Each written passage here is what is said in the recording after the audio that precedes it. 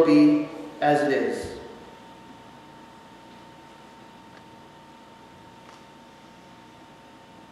Take a deep breath and be at ease.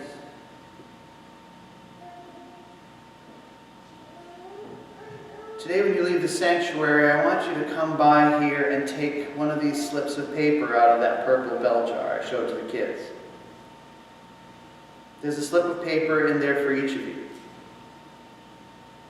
And I want you to picture now the slip of wisdom that is meant for you. The waveform that will collapse around your fingers as you reach in. The thought of wisdom and encouragement and hope that is entirely yours and always was. Imagine your hands, your fingertips closing around the slip of paper that has just what you need to hear on it. Imagine opening your heart and mind to that wisdom, allowing it to flow into you, through you, and then somehow become manifest in the world beyond you.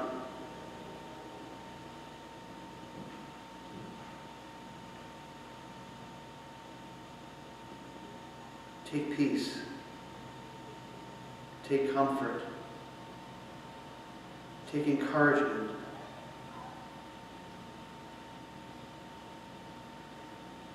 Take one final breath and return.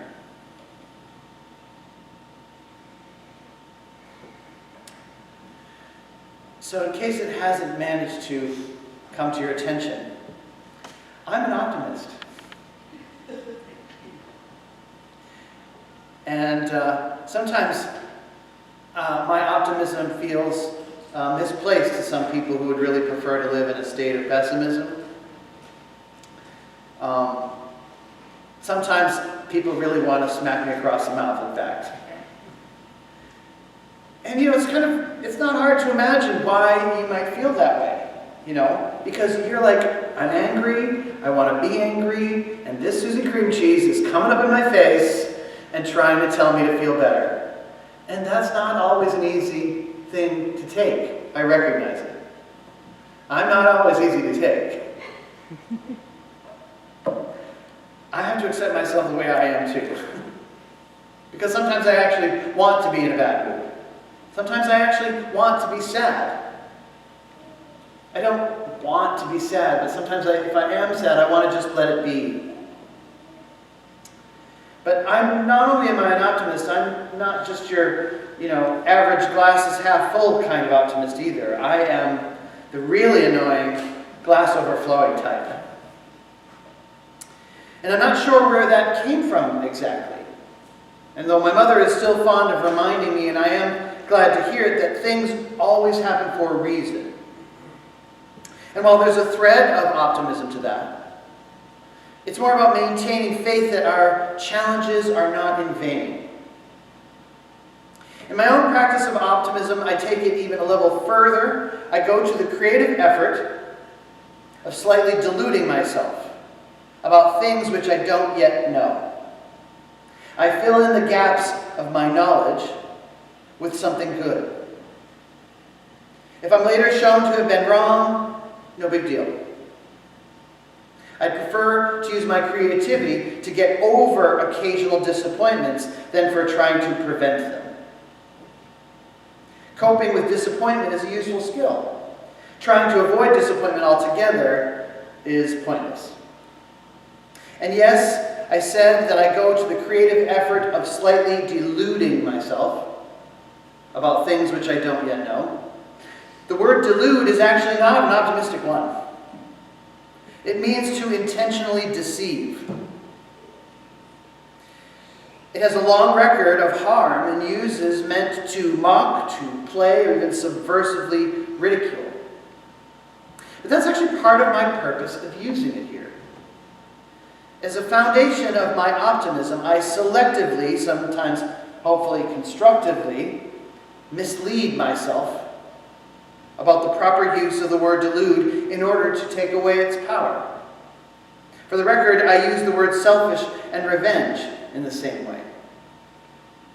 Is it possible to lie to oneself? Of course. We do it every day. But it depends on the intent. How does this configure with optimism, you might ask? Ultimately, I am playing around with a natural human phenomenon known as confirmation bias, as a tool for experiencing a better outlook on life, a preferable state of being. Confirmation bias is a term used to describe our natural tendency to look at the world in ways that conform to our existing worldview. If we believe that people are horrible and irredeemable, we will consciously and subconsciously be on the lookout for every shred of evidence that proves our point that people are horrible and irredeemable. We end up moving through our daily lives on the constant lookout for horrible people so that we may say, "See, I told you." Confirmation bias. What state of being does that encourage overall? What is the daily stress level of one who is constantly collecting proof of humanity's darker nature? It can't feel good. It can't be healthy. And as it says in the Gospel of Luke, does worry ever add a day to one's life? No. But what if you just looked to see things differently on purpose? What if you elected to be a bit more scientific and empirical about your approach to life? Because I have a bit of non-fake news for you. Factually, there are more good people in the world than bad. Factually, we are safer than we realize.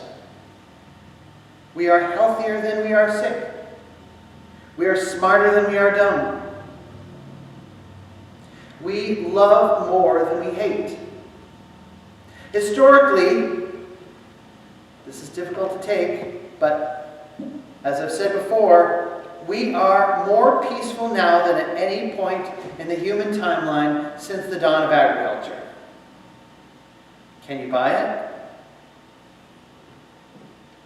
It's true, though.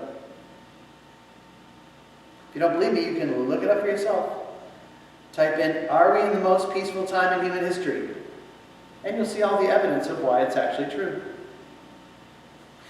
And if you look that up, you will see that the evidence for increased safety in the world has shown in the decline of violent death rates, increased in frequency of war, reduced poverty, improvements in healthcare, education, and living conditions, and increased safety in transportation and the workplace.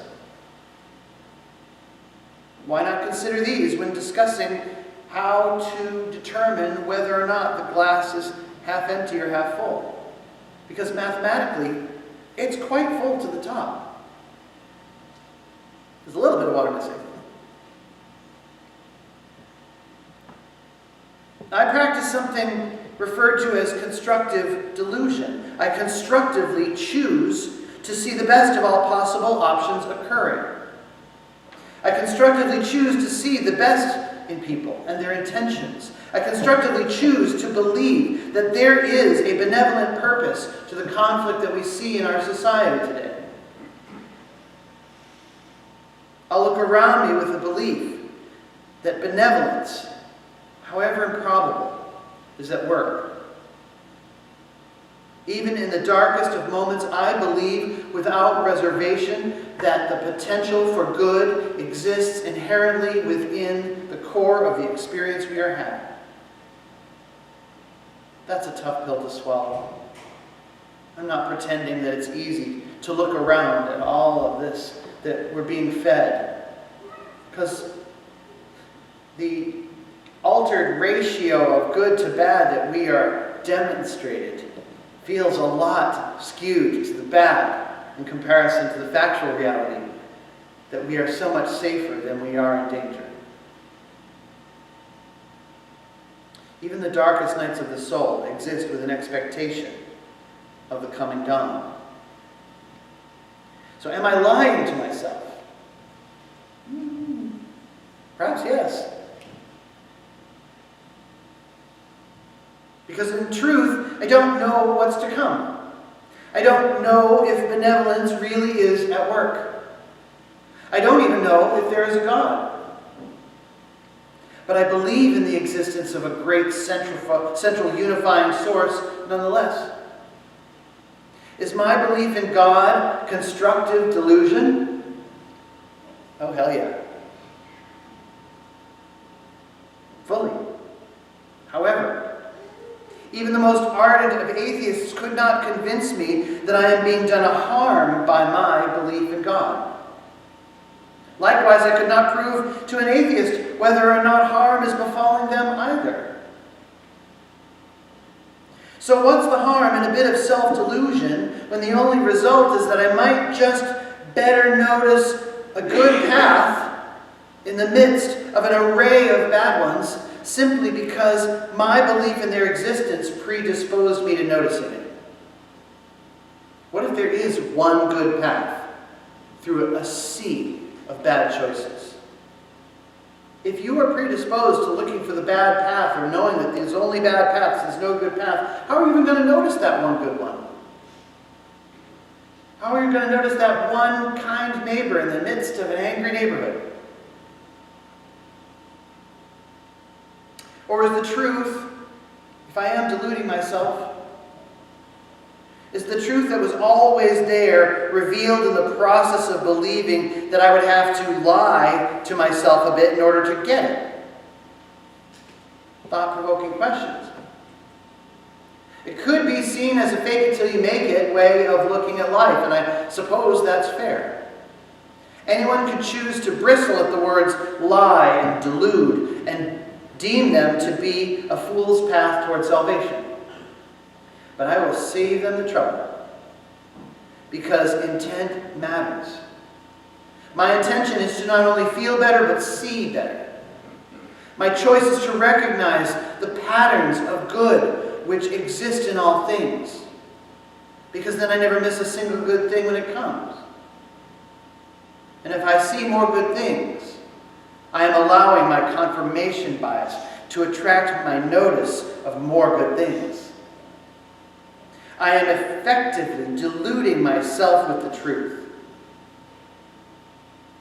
I am assuaging the darker part of my psyche that's always on the lookout for a lie by giving it one to chew on for a little while, so that it slowly gets used to the taste of truth. It takes time. The truth is that we are not doing so bad, we humans. We're messy as hell, but we are loving. Even when we hate, we still love. Hate is fake. It's a non-constructive delusion. But perhaps even hate has benevolence locked within it.